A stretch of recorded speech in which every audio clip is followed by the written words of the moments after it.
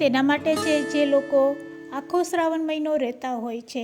Hello friends, welcome to kitchen art. ખાધા પછી ભૂખ ના લાગે અને મન પણ ખુશ થઈ જાય તેવા ફરારી દહીં વડા આજે આપણે બનાવીશું. પહેલી જ વારમાં પરફેક્ટ બનશે જો મારી શીખાડેલી ટિપ્સ તમે ફોલો કરશો.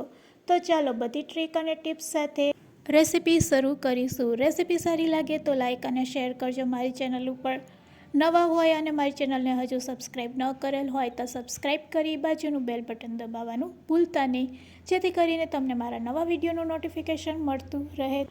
પલાળવાની કે બાફવાની ઝંઝટ વગર સૌથી પહેલાં આપણે અડધી વાટકી સામો, ઘણા લોકો તેને મોરોયો પણ કહેતા હોય છે. તમે આને શું કહો છો તે મને કોમેન્ટમાં પણ જરૂરથી કહેજો. તો સૌથી પહેલાં મિક્સર જાર લેવાનું છે.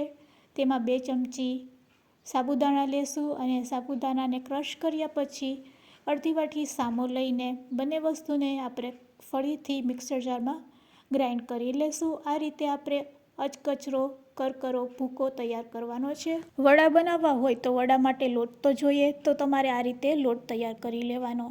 હવે આપણે ગેસ તરફ જાશું. 1 વાટકી જેટલું પાણી લેશું. અહીંયા જે વાટકીથી આપણે સામો લીધો છે તે જ વાટકીના માપથી પાણી લેવાનું છે. પરફેક્ટ માપ ખાસ જરૂરી છે, તો મેઝરમેન્ટ માટે તમારે કોઈ પણ 1 વાટકી સેટ કરી લેવાની છે. અહીંયા સમારેલું લીલું મરચું 1 નંગ અને આદુને આ રીતે છીણીને એડ કરી દેશું. પાણી આ રીતે ઉકળવા લાગે એટલે આપણે જે લોટ તૈયાર કરીને રાખેલો છે તે એડ કરી દેવાનો છે. આ રીતે લોટ એડ કર્યા પછી તરત જ આપણે તેને મિક્સ કરી લેશું. ફટાફટ મિક્સ થઈ જશે. અહીંયા આપણે કોઈ પણ વસ્તુને પલાળવાની જરૂર નથી.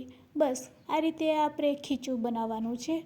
આ ખીચાને તૈયાર કરતાં ફક્ત 1 કે 2 મિનિટ લાગે છે અને પછી ખીચાને આપણે 15 મિનિટ માટે રેસ્ટ આપવાનો છે. આ રીતે ખીચું 15 મિનિટ ગરમ ગરમ તમે ઢાંકીને રાખશો એટલે લોટ છે એ સરસ પાકી જાય છે અને બિલકુલ જ્યારે આપણે વડા તળીએ છીએ ત્યારે કચાશ નથી લાગતી. તો થોડુંક તેલ નાખીને મિક્સ કરીને આપણે લોટને આ રીતે ઢાંકી દેશું. હવે આપણે 2 મીડિયમ સાઇઝના બટેટા લેશું. બટેટા મેં અગાઉથી બાફી લીધા છે અને ઠંડા કરી લીધા છે. તેની છાલને દૂર કરી લેશું. બાફેલા બટેટાની છાલ દૂર કર્યા પછી કાંટા ચમચીની મદદથી આ રીતે આપણે તેને મેશ કરી લેશું. બટેટા એકદમ સરસ બાફેલા હશે તો કાંટા ચમચીથી તરત જ મેશ થઈ જાય છે. બટેટાનો માવો તૈયાર છે, સાઈડમાં રાખી દેશું. મોટા બાઉલમાં આ રીતે મોટી ગળણી રાખવાની છે અને ગળણીમાં આપણે દહીં છે તે લઈ લેશું. સાથે તેમાં 2 ચમચી દળેલી ખાંડ એડ કરવાની છે અને આ રીતે આપણે દહીંને ફેટી લેશું. આ રીતે દહીંને ફેટવાથી દહીં છે તે એકદમ સરસ સ્મૂથ બને છે અને ટેક્સચર એટલું સરસ આવે છે કે દહીં આ રીતે જ ખાઈ જવાનું મન થશે. પણ દહીં વડા બનાવીએ છીએ એટલે આ રીતે ફેટાઈ જાય એટલે આપણે ફ્રીજમાં રાખી દેશું. ફેટેલા દહીંનું ટેક્સચર જુઓ, ક્રીમી અને સ્મૂથ લાગી રહ્યું છે. તો મસ્કો દહીં આ રીતે બનાવતા આવડી જાય તો દહીં વડા તો સરસ લાગવાના જ છે. તો હવે તેને ફ્રીજમાં રાખી દેશું.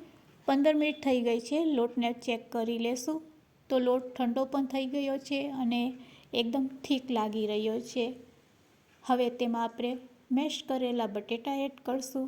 જે મીઠું ખાતા હોય ફરાળમાં તે એડ કરવાનું છે સ્વાદ મુજબ. મરી પાવડર અડધી ચમચી, સાથે અડધી ચમચી જીરું આખું એડ કરશું. થોડાક કાજુના ટુકડા અને કિસમિસ પણ એડ કરશું. સાથે 2 ચમચી જેટલી કોથમરી એડ કરવાની છે.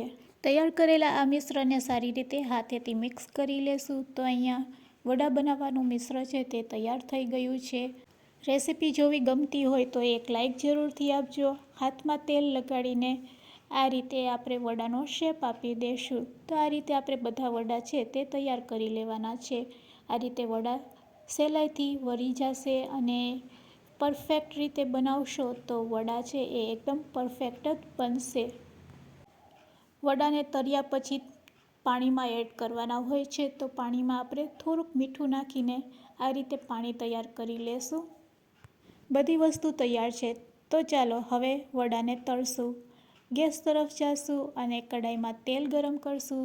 તેલ ગરમ થઈ ગયું છે કે નહીં તેને આ રીતે ચેક કરવાનું છે. તેલ સારું એવું ગરમ થઈ જાય પછી આપણે ગેસની ફ્લેમ લો રાખવાની છે અને આ રીતે એક એક વડાને છૂટા આપણે ગોઠવવાના છે તેલમાં. તો આ વસ્તુનું ખાસ ધ્યાન રાખવાનું છે. જ્યારે ફરાળી વડા બનાવો છો ત્યારે વડા છે એકબીજાને ચોટે નહીં, તેનું ખાસ ધ્યાન રાખવાનું છે. ઊંડી કઢાઈનો જ્યારે આપણે ઉપયોગ કરીએ છીએ ત્યારે વડા છે તે પાસે આવી જાય છે અને ચોટી જાય છે અને તળતી વખતે તે ફાટી પણ જાય છે.